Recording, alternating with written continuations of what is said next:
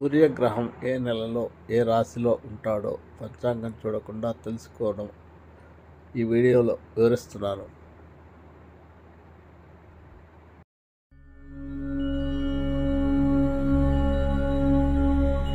Lakkaraju Muralidhar Rao astro and remedies ఛానల్కు subscribe చేసుకోండి.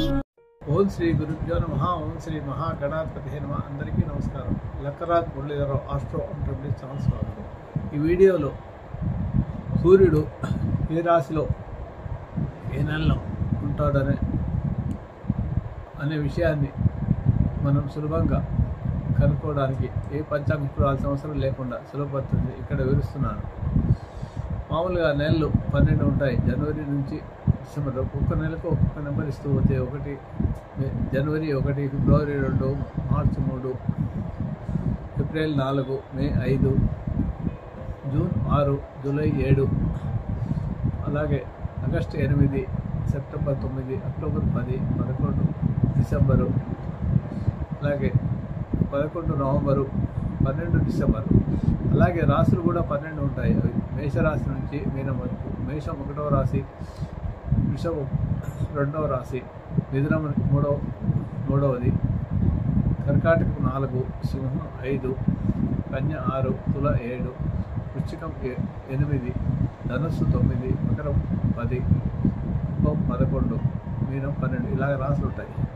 అలాగే ఇప్పుడు ఏ రాశికైనా సరే ఆ రాశికి ఏ నెలలో ఏ రాశికి లో సూర్యుడు ఏ నెలలో ఉంటాడంటే ఉన్నప్పుడు ఆ రాశి నెంబర్కు 3 నెంబర్ కలిపితే వచ్చే నెల ఇది, వచ్చే నెంబరు ఆ నెల అవుతుంది. అది ఆ నెంబరు ఆ నెల అవుతుంది. ఆ నెలలో సూర్యుడు ఆ రాశిలో ఉన్నాడు అన్నమాట. అంటే మేషరాశిలో ఉన్నాడా, మేషరాశిలో ఎప్పుడు ఏ నెలలో ఉంటాడని కనుక్కోవాలనుకుంటే మేషరాశి 1 కాబట్టి 1కి 3 కలపడం వల్ల 4 అవుతుంది. అంటే 4 అంటే ఏప్రిల్లో మేషరాశిలో ఉంటాడు. అలా కాకుండా ఏప్రిల్ నెలలో ఏ రాశిలో ఉన్నాడని తెలుసుకోవాలనుకుంటే 4 నెంబర్కు 3 తీసివేయాలి. తీసివేస్తే ఎంత వస్తుంది? 1 వస్తుంది. అంటే ఆ 1వ నెంబర్ అనేది మేషరాశికి సంబంధించిన అన్నమాట. అంటే ఏప్రిల్ నెలలో మేషరాశిలో ఉంటాడని అర్థమవుతుంది అన్నమాట. అలాగా చూసుకోవాలి ప్రతి నెలకు కూడా.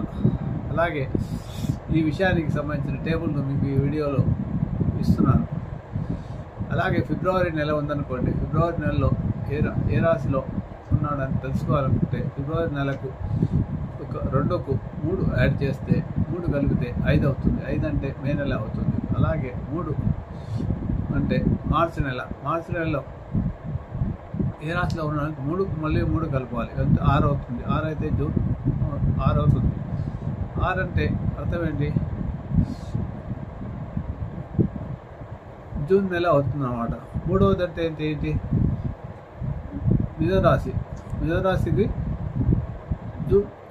మిథునరాశిలో జూన్ నెలలో ఉంటాం. ఆ రకంగా ప్రతి నెలకు ఏ రాశిలో రవి గ్రహం సంచరిస్తున్న విషయాన్ని సులభంగా తెలుసుకోవచ్చు. శుభమస్తు.